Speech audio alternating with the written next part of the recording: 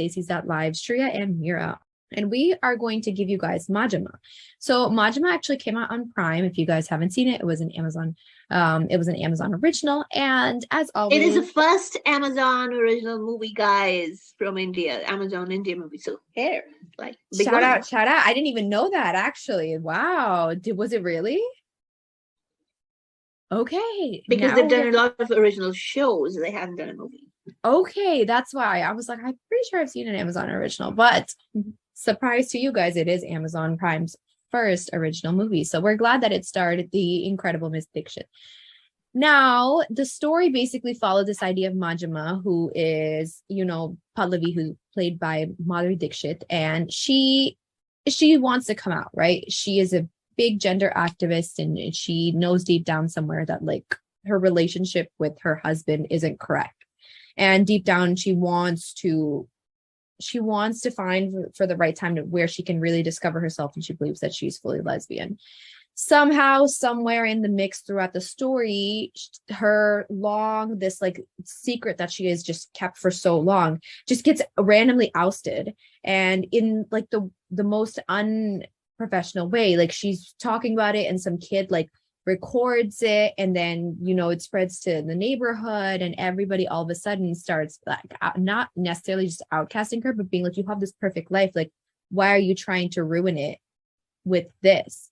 And the story follows all of these little pieces and aspects of like her kids, of this random like American couple that's super conservative and like absolutely orthodox, and like with this insane fake accent.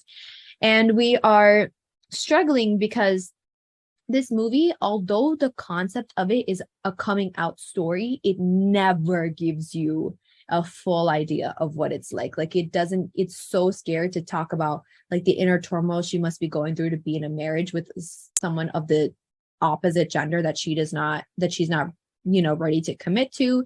It doesn't really talk about her relationship with her kids, whereas like when you come out and you say, hey, not only am I not attracted to your father, I'm just not attracted to men in general, like how is that a conversation you have with your kids, and how do you realistically explain it to them? We never get a proper explanation from her. Like on top of it, the way that the neighborhood or like all of the people in her personal life react to it, I'm not saying that it is an inaccurate portrayal of the type of ridicule and the type of harassment that people naturally go through, but I think it definitely does not talk about the depth of like manipulation. It doesn't talk about like the coercion that goes into how she's already got this kind of life and they don't want her to ruin it. It doesn't talk about enough about their ideas of family honor. They're like, what are other people going to think about us if you ruin our lives by coming out?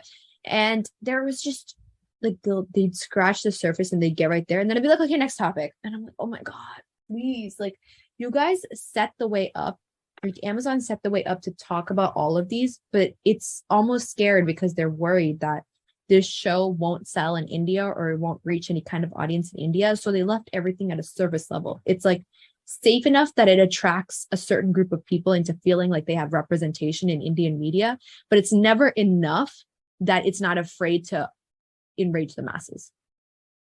Absolutely correct. And this is exactly how I felt watching this movie as well.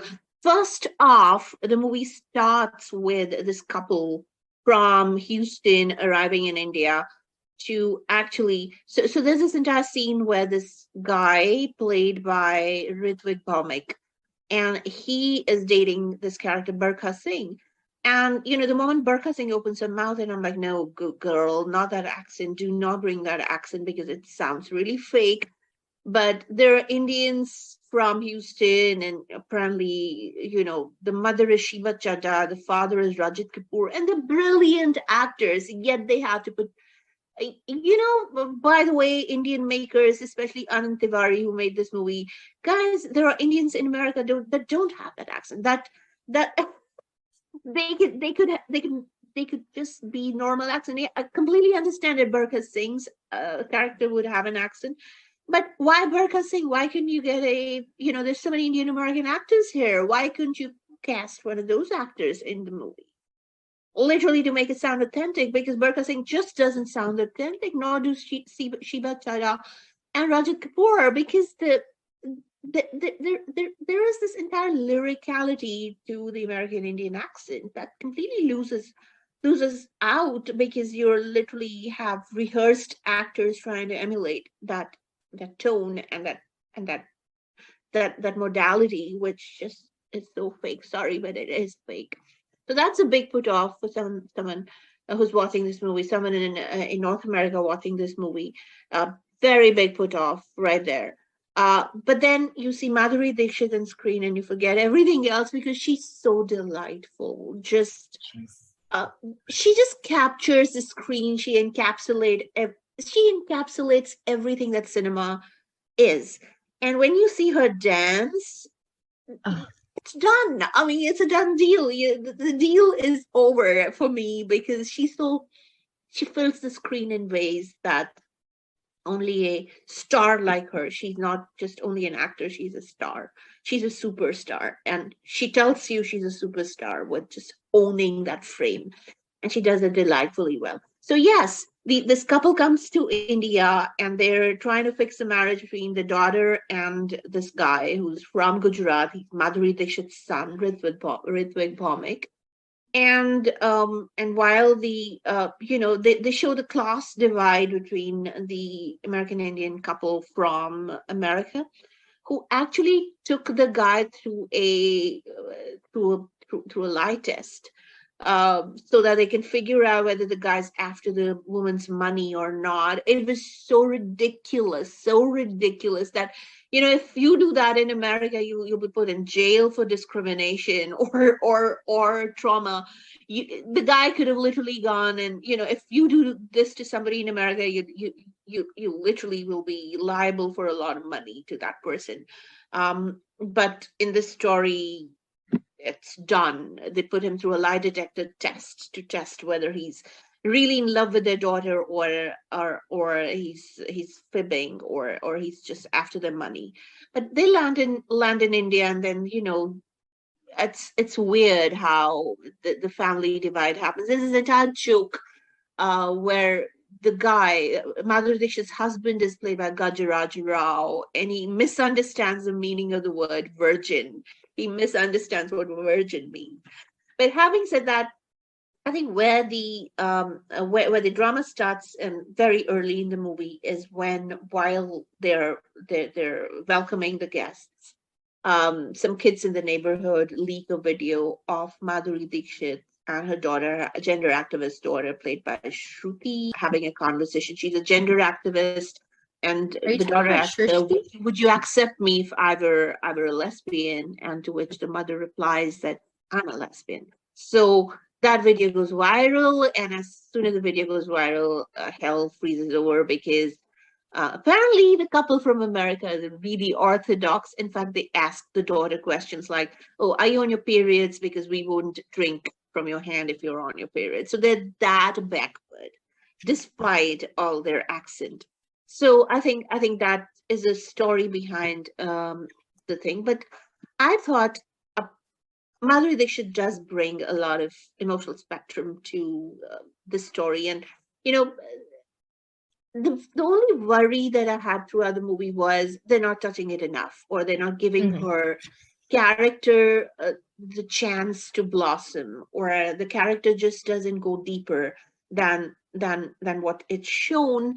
And that's because probably they're afraid that the religious sector or sects or the social diktat will really pull the movie down because it's touching on a controversial topic. So the makers are so afraid of those eventualities that they just do not do justice to this entire character that so bravely comes out. And go ahead, continue. No, go ahead. You had something. No.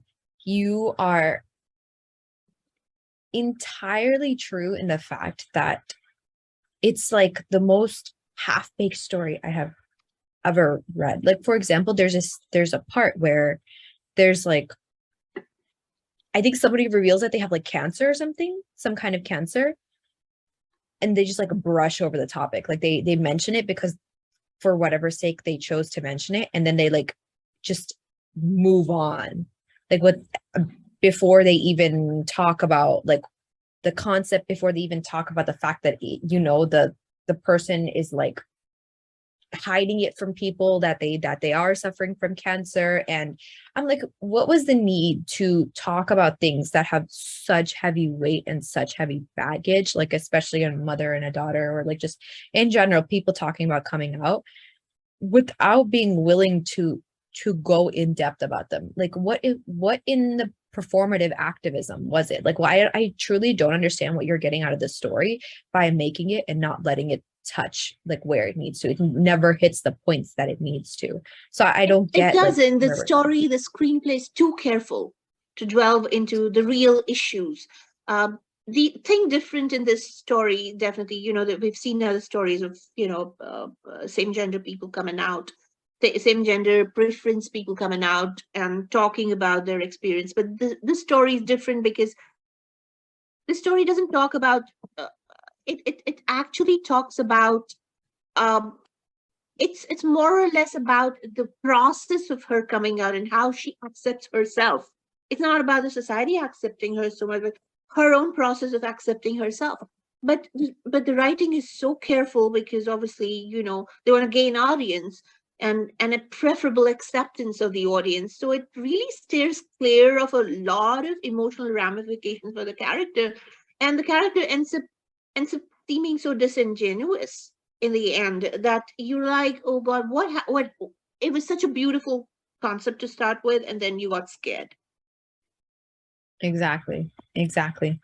They talk so much about like Esha and her marriage, and we see all of this like concept of like, they literally they go through this lie detector test being like, oh my God, like is he really good here for like these right reasons? And then when she finally tells them like this important thing about them, they're not, you know what I mean? Like I'm like, how are you gonna You didn't pretend feel to it. care You so didn't deeply about feel the these like character after that because it's a struggle. Even though Madhuri Dixit brings so much experience and so much dignity to the character, but it's half baked and half written because you just got scared of losing audience.